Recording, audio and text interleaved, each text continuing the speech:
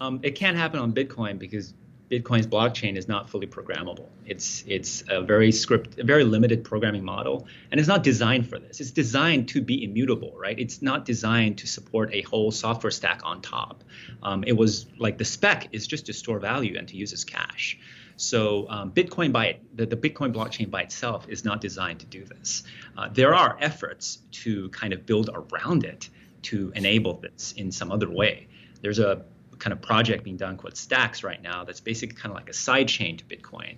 It has its own security model and its own kind of nodes to verify. But basically, you can kind of use that as a mechanism to run smart contracts adjacent and settled on the Bitcoin blockchain. So that's one project that's interesting. Another one is one that just launched recently on mainnet called RUNE or Thorchain. So the idea between Thorchain is it's kind of like a more universal version of Uniswap.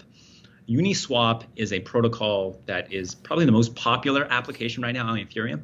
It's basically a decentralized exchange. So imagine right now if you want to buy some kind of crypto token, you go to Coinbase. And Coinbase is a company with an address that building in New York, and it's under the complete kind of regulatory oversight of the U.S. government as well as foreign governments, right? So it's very ironic that although Bitcoin is a decentralized and censorship-resistant currency, the main points of transmission are these centralized exchanges that are nevertheless completely under the purview of government. So it's like, are you really decentralized if the most critical checkpoints? It's like, oh, we have these highways that are completely, libertarian and free. But then there are these checkpoints everywhere, and they're the government, the oversight centralized exchanges. So why can't you have an exchange where the exchange itself is decentralized, and you can swap between, say, a token like the Maker and Ethereum? Like, why can't I do that? That's what Uniswap kind of achieved 2 to 3 years ago. It's basically it's a super simple interface, 2 drop downs. You plug in what you have. Maybe you have Ether, maybe you have Uniswap, maybe you have Maker, and then you plug in what you want. It's like, I want USDC, I want Chainlink, like arbitrary. It's a simple platform to arbitrarily swap from one token to another. The problem with Uniswap is it's an Ethereum application. It will only work with Ethereum-based tokens. So you can swap between Chainlink and Maker or USD or DAI, but you cannot swap between any Ethereum token and some other blockchain's token. You cannot swap Ethereum for Bitcoin. You cannot swap Litecoin for, Solana. Those are not supported.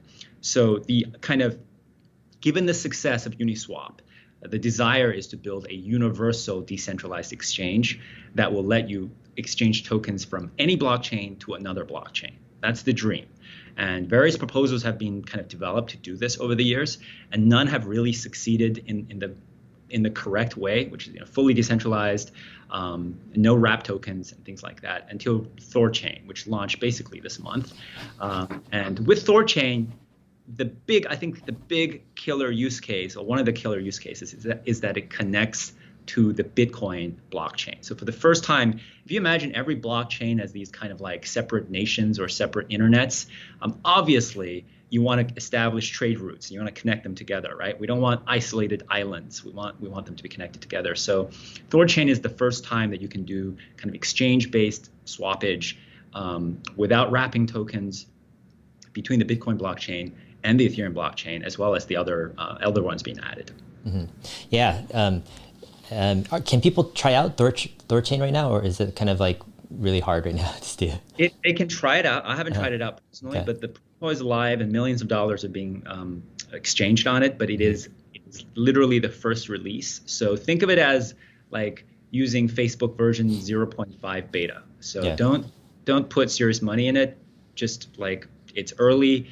One of the kind of, if you think Facebook's motto of move fast and break things is funny, and the users are the victim, crypto is another level. It's like the motto is we test in production, so use with caution. Yeah.